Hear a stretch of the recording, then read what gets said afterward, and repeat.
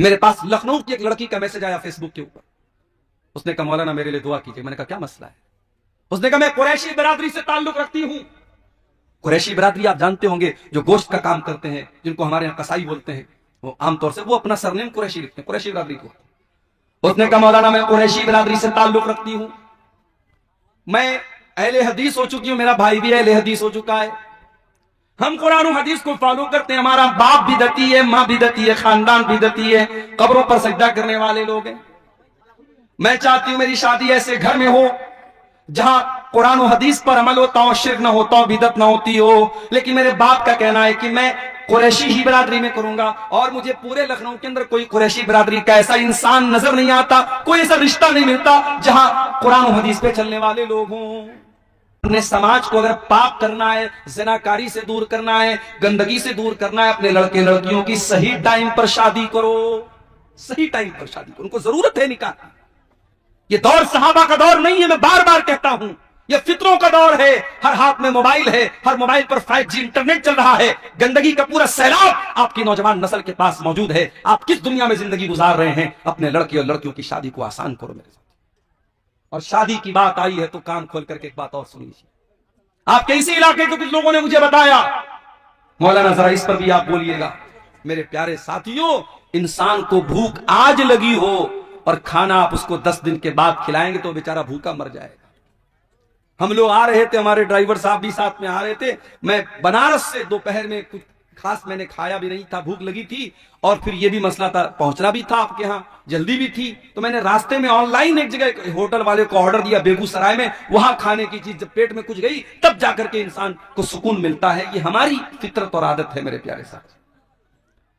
एक लड़का 20 साल की उम्र में जवान हो रहा है और बाप उसकी शादी 30 साल की 32 साल की उम्र में कर रहा है, और वजह क्या है? वजह भी कोई खास नहीं है, वजह भी कोई खास नहीं है। बिला वजह की पाबंदियां लगा करके, अच्छे रिश्तों को ठुकरा करके शादी में ताखीर की जा रही है। कान खोल करके सुन लो मेरे प्यारे साथियों, अपने समाज को अगर पाक करना है, ज़िनाकारी से दूर करना है, गंदगी से दूर करना है, अपने लड़के लड़कियों की सही टाइम पर शादी करो, सही टाइम पर शादी करो। उनको जरूरत है निकाह की। ये दौर सहाबा का दौर नहीं है, मैं बार बार कहता हूं, ये फितरों का दौर है। हर हाथ में मोबाइल है, हर मोबाइल पर 5G इंटरनेट चल रहा है, गंदगी का पूरा सैलाब आपकी नौजवान नस्ल के पास मौजूद है। आप किस दुनिया में जिंदगी गुजार रहे हैं? अपने लड़के और लड़कियों की शादी को आसान करो मेरे साथ। और शादी की बात आई है तो कान खोल करके एक बात और सुन लीजिए। आपके इसी इलाके के कुछ लोगों ने मुझे बताया, मौलाना जरा इस पर भी आप बोलिएगा। हमारे यहां शादियों में डीजे बजता है, मुसलमान की शादी में डीजे बज रहा है, नाच गाना हो रहा है।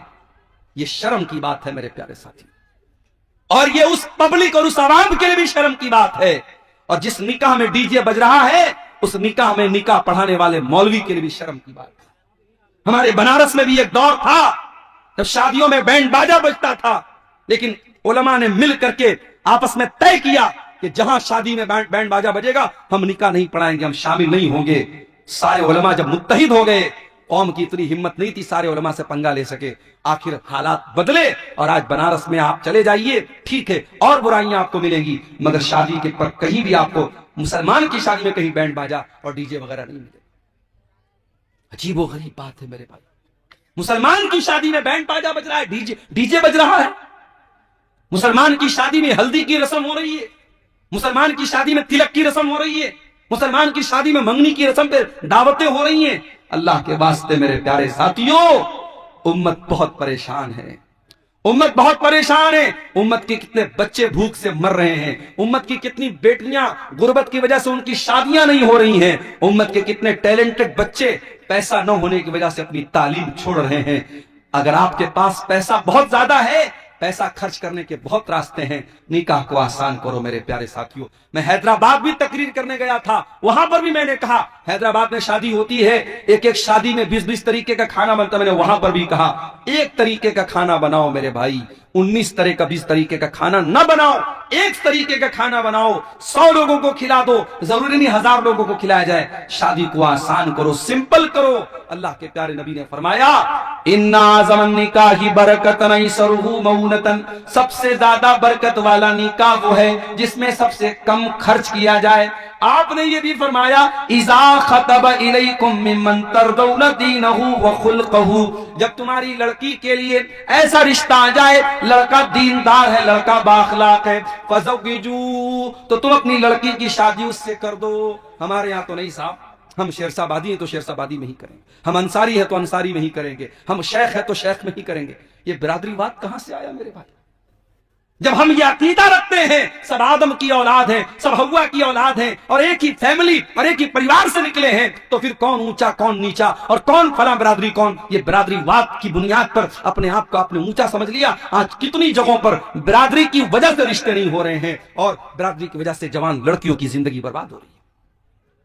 मेरे पास लखनऊ की एक लड़की का मैसेज आया फेसबुक के ऊपर, उसने कहा मौलाना मेरे लिए दुआ कीजिए। मैंने कहा क्या मसला है? उसने कहा मैं कुरैशी बिरादरी से ताल्लुक रखती हूं। कुरैशी बिरादरी आप जानते होंगे, जो गोश्त का काम करते हैं, जिनको हमारे यहां कसाई बोलते हैं, वो आमतौर से वो अपना सरनेम कुरैशी लिखते हैं, कुरैशी बिरादरी को। उसने कहा मौलाना मैं कुरैशी बिरादरी से ताल्लुक रखती हूं, मैं अहले हदीस हो चुकी हूं, मेरा भाई भी अहले हदीस हो चुका है, हम कुरान और हदीस को फॉलो करते हैं, हमारा बाप बिदती है, माँ बिदती है, खानदान बिदती है, कब्रों पर सजदा करने वाले लोग हैं। मैं चाहती हूं मेरी शादी ऐसे घर में हो जहां कुरान और हदीस पर अमल होता हो, शिर्क ना होता हो, बिदत ना होती हो। लेकिन मेरे बाप का कहना है कि मैं कुरैशी ही बिरादरी में करूंगा और मुझे पूरे लखनऊ के अंदर कोई कुरैशी बिरादरी का ऐसा इंसान नजर नहीं आता, कोई ऐसा रिश्ता नहीं मिलता जहां कुरान और हदीस पे चलने वाले लोग हों। वो लड़की बेचारी अपना दर्द पेश कर रही थी और मेरे पास उसको सिवाय तसल्ली देने के मेरे पास कोई अल्फाज नहीं थे। ये हालात हमारी कौम के हैं। कितनी बिरादरियां हैं जिसमें हमारे अहले हदीस भाई और बहन कम हैं और उनके लिए रिश्ते की बात आती है तो खानदान और बिरादरी का दबाव होता है कि आपको बिरादरी के अंदर ही करना है। ये बिरादरीवाद कहां से आया मेरे प्यारे साथियों?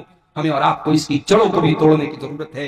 जब हम यह अकीदा रखते हैं या अय्युहन्नास इन्ना खलकनाकुम मिन ज़करिन व उन्सा व जअलनाकुम शुऊबन व क़बाइला लिताअरफू, ऐ लोगो तुम एक माता पिता की औलाद हो, एक माँ बाप की औलाद हो, आदम और हव्वा की औलाद हो। वजालनाकुम शुऊबन व क़बाइल, तुम्हारी बिरादरियां अलग अलग हैं, तुम्हारे कबीले अलग अलग हैं। ये इसलिए नहीं है ताकि तुम एक दूसरे के ऊपर फख्र करो, लिताअरफू, ये तो जान पहचान के लिए ये सरनेम बनाए गए, ये बिरादरियां बनाई गई, ये बस जान पहचान के लिए बनाई गई। इनकी बुनियाद पर कोई किसी के ऊपर फख्र नहीं कर सकता है।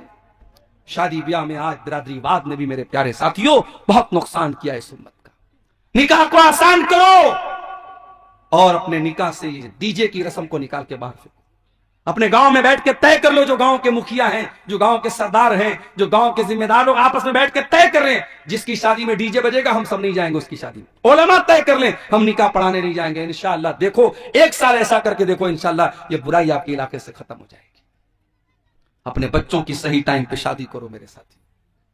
अल्लाह के नबी नौजवानों को खिताब करके फरमाते हैं या माशर शबाब मन इस्तता मिनकुमुल बात फल्यतज़व्वज, ऐ नौजवानों जब तुम शादी के काबिल हो जाओ तो तुम निकाह कर लो। फ़इन्नहु अग़ज़्ज़ु लिलबसर, निकाह करने से तुम्हारी आंखें झुक जाएंगी, व अहसनु लिलफ़र्ज, और तुम्हारी शर्मगाह की हिफाजत हो जाएगी। इंसान अपनी आंखों को अगर बचाना चाहता है बदनजरी से और अपनी शर्मगाह को बचाना चाहता है जिना से, अल्लाह के नबी तरीका क्या बता रहे हैं? रोजा रख करके जिना से नहीं बच जाएगा। नबी ने फरमाया तकरीरें सुन करके जिना से नहीं बच जाएगा। नबी ने क्या फरमाया? निकाह कर लो, अगर निकाह की ताकत है निकाह कर लो। निकाह करने से वो इंसान जिनाकारी से बच जाएगा मेरे प्यारे साथी। तो इस्लाम वो दीन है मेरे प्यारे साथी जो हमें निकाह करने पर उभारता है। क्यों? क्योंकि औरत की हमें जरूरत है। औरत की मोहब्बत अल्लाह ताला ने नेचुरल हमारे दिल में डाली।